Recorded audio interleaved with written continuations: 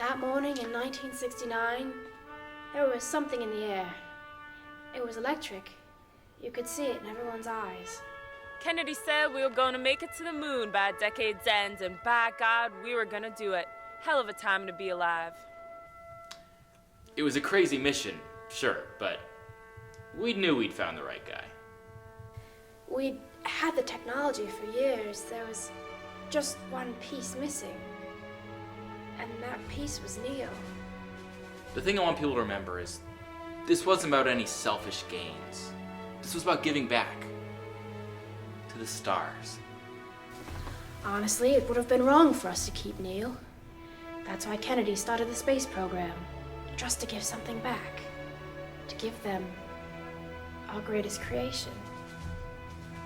It was a simple mission, sure. Take Neil to the moon, leave Neil on the moon. We knew he'd be happy there, and the stars would accept him as one of their own.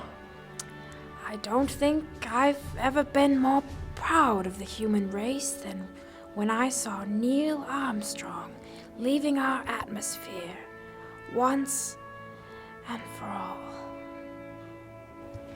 You know how people say, don't look at the sun because you'll go blind? Well, we thought with Neil up there, we'd have to stop looking at the moon, too.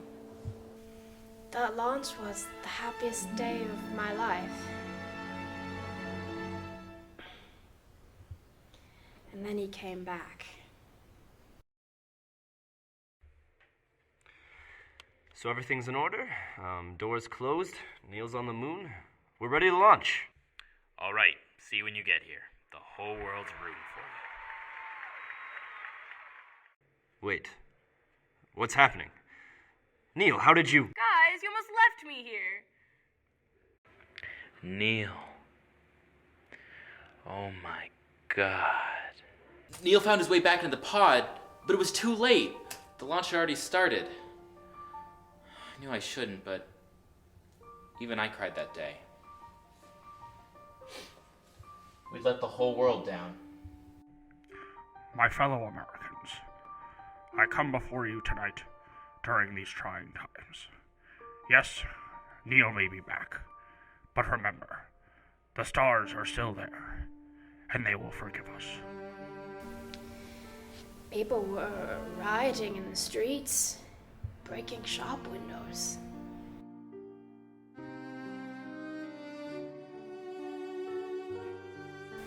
They wanted answers, and we didn't have them.